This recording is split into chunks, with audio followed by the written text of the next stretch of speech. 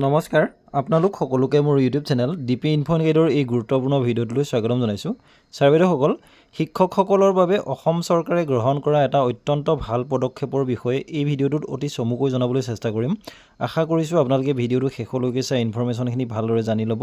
লগতে ভিডিঅ'টো প্ৰতিগৰাকী শিক্ষক বন্ধু বান্ধৱীৰ লগত শ্বেয়াৰ কৰিব যাতে সকলোৱে এই ভাল খবৰটোৰ বিষয়ে জ্ঞাত হ'ব পাৰে। তেনেহ'লে আহকচোন ভিডিঅ'টোৰ মূল কথাখিনিলৈ আগবাঢ়োঁ। ছাৰ বাইদেউসকল, অসম চৰকাৰৰ তৰফৰ পৰা শিক্ষকসকলৰ হিতাৰ্থে এটা বিশেষ পদক্ষেপ গ্ৰহণ কৰা হৈছে। সেইটো আপোনালোকে বহুতেই ইতিমধ্যেই জানে। যিটো পদক্ষেপৰ জৰিয়তে যদি কৰ্তব্যৰত অৱস্থাত শিক্ষকগৰাকীৰ মৃত্যু হয়, তেনেহ'লে সেই শিক্ষকগৰাকী বা সেই শিক্ষয়িত্ৰীগৰাকীৰ নিকট আত্মীয়লৈ ৫ লাখ টকাকৈ ক্ষতিপূৰণ দিয়াৰ ব্যৱস্থা কৰা হৈছিল।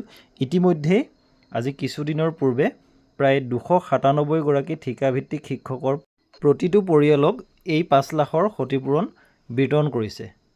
লগতে যি ১১ গৰাকী শিক্ষকৰ নিকট আত্মীয়লৈ এই ক্ষতিপূৰণ দিবলৈ বাকী আছিল, তেওঁলোকলৈও আজি এই ক্ষতিপূৰণ প্ৰদান কৰা হয়। গতিকে ছাৰ বাইদেউসকল, শিক্ষকসকলৰ হিতাৰ্থে গ্ৰহণ কৰা এই পদক্ষেপৰ এই গুৰুত্বপূৰ্ণ কথাখিনি আপোনালোকক চমুকৈ জনাবলৈ চেষ্টা কৰিলোঁ।